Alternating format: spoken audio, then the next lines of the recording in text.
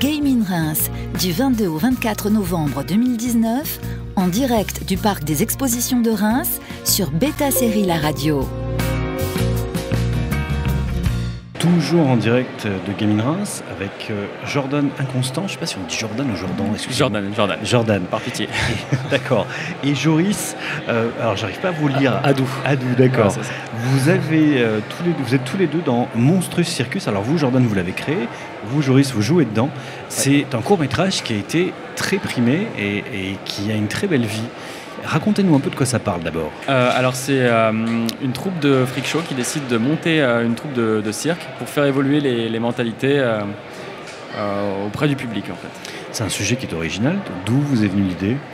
En fait l'idée de base c'était surtout de mettre en avant une troupe avec des personnages atypiques, avec un physique assez particulier et de les faire évoluer dans un univers lui-même assez particulier en fait. C'est vraiment l'envie de faire un film de genre et quelque chose qui se fait pas beaucoup en France en fait, pour apporter quelque chose un peu de nouveau. Vous avez des inspirations Tim Burtoniennes par moment, si on peut dire comme ça. Oui, souvent, on me le dit souvent. Ouais. C'est vrai ? Oui, c'est quand même un des maîtres du fantastique, quoi. Quels sont vos mentors ? Qui vous a inspiré ? Moi, je suis plutôt tout ce qui est cinéma hollywoodien, que ce soit Spielberg, Tim Burton, Tarantino, comme beaucoup, je pense. La classe, quoi. Et alors vous, Joris, donc vous avez joué vous avez un physique pourtant classique, parce qu'on parlait de physique atypique, même peut-être plutôt beau gosse, on va dire. C'est ce qu'on dit en général. Donc, j'étais un peu étonné quand j'ai entendu parler de physique atypique. Non, mais en fait, moi, je suis le seul personnage qui en a pas, justement. Je suis le directeur du cirque, celui qui monte la troupe. Donc, à part une belle moustache bien travaillée, j'ai pas dans le film de difformité. Qu'est-ce qui vous a intéressé dans ce rôle ? C'est déjà cet univers fantastique qui est quand même très très rare en France.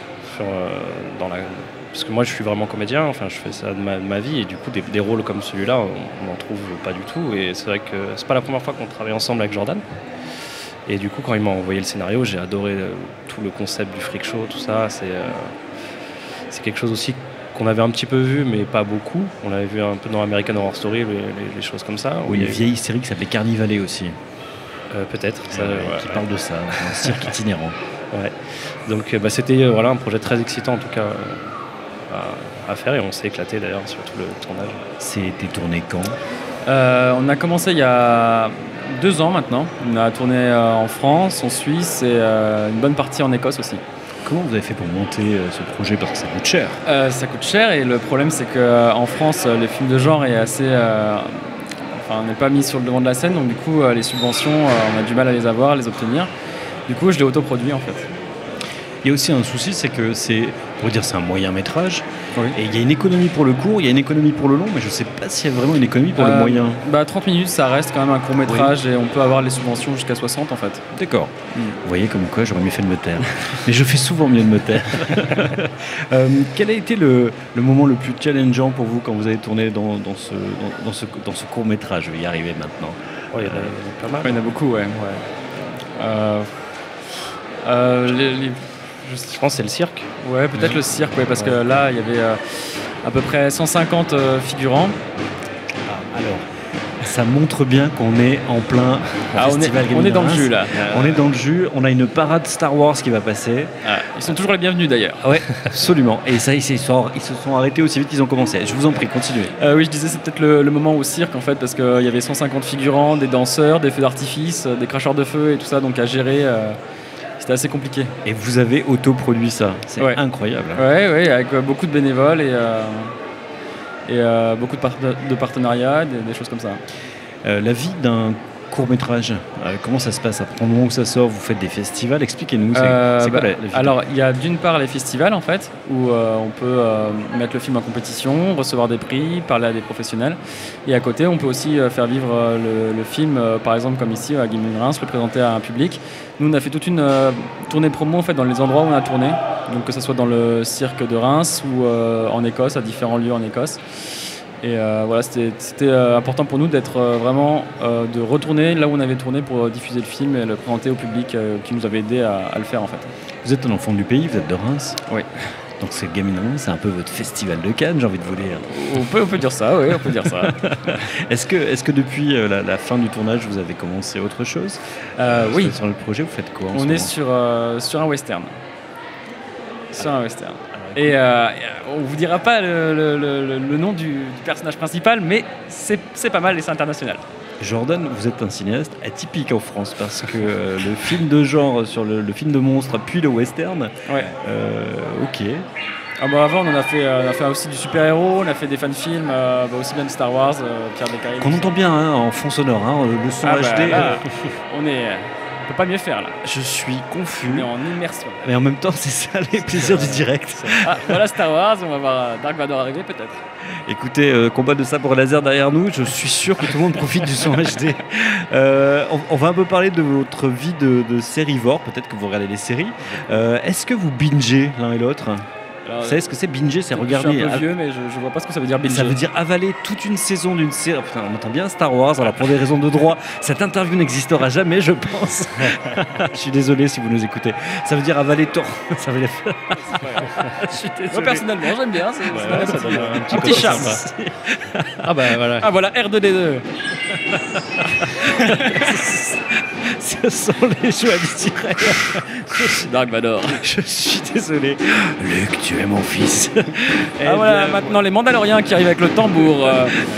J'ai l'impression de me retrouver comment on appelle ça aux commentaires des JO ou des Jeux Olympiques, ouais. Faire Nelson Montfort. Et voici l'équipe de France qui passe pendant que ce temps à Nagano. Voilà, Dark Maul avec de très belles cornes en compagnie de l'empereur. La princesse Leia avec sa coupe des années 70. Je suis confus. Donc binger, ça veut dire regarder une série, toute une saison en une journée sur son canapé. Vous le faites ça? Oui, moi aussi. Ouais, c'est vrai. Sur les séries que j'aime beaucoup, dès qu'il y a une nouvelle saison. Alors, qu'est-ce que vous regardez chacun en ce moment comme série? Alors moi, très grand fan de Peaky Blinders. Vraiment, bien sûr. C'est l'une de mes préférées. Après, dans d'autres styles, j'avais adoré Breaking Bad, qui pour moi reste encore une référence. Dont le El Camino vient de sortir en long métrage. Je l'ai toujours pas vu d'ailleurs, mais... On a des retours un peu... Ouais, moi aussi, c'est pour ça que j'ai un peu de mal à m'y mettre. J'ai pas envie d'être déçu en fait. Bien sûr. Peur.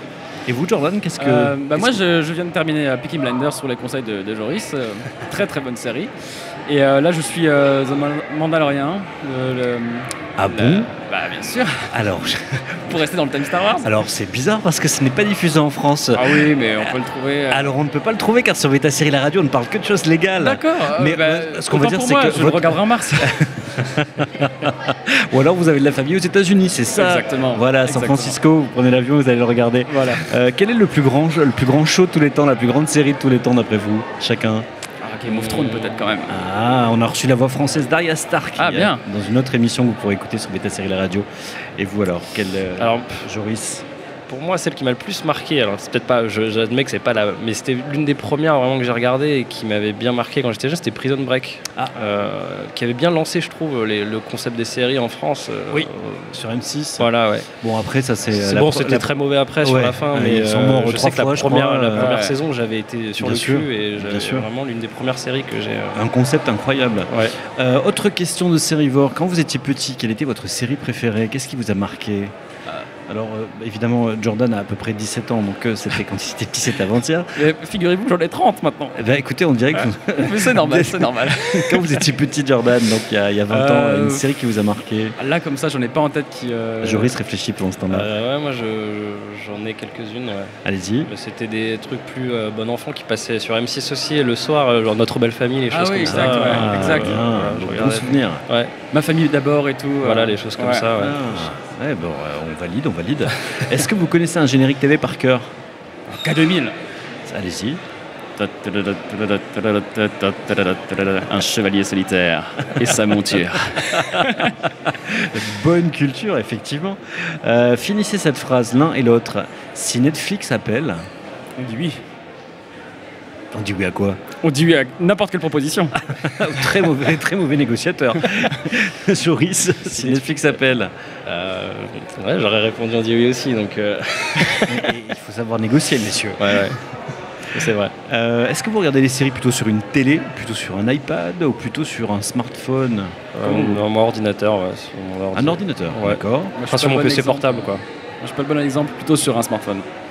Ah ouais, je sais. Mais vous êtes cinéaste, comment vous faites pour supporter ça? Ah ouais, je sais, mais c'est pratique, on peut le regarder un peu partout. Dans l'avion, dans le train. Certes, mais enfin rien ne remplace la Non, beauté mais je du suis label. d'accord. Bien sûr, ça c'est sûr. C'est fou. Quelle est la série la plus méconnue de tout l'univers? Quelque chose que vous êtes le seul à connaître ou presque.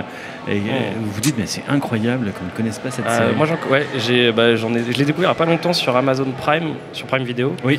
C'est Too Old to Die Young de Ruffin, qui est vraiment génial. J'ai pris une claque en la regardant. Visuellement, c'est incroyable. Et elle est sortie au mois de juillet, je crois. Ça parle de quoi? Alors, j'ai pas envie de trop spoiler, mais c'est en gros, il y a un meurtre qui se passe en début d'épisode 1. D'accord. D'un policier qui se fait tuer. On comprend que c'est une vengeance d'un cartel mexicain, en fait.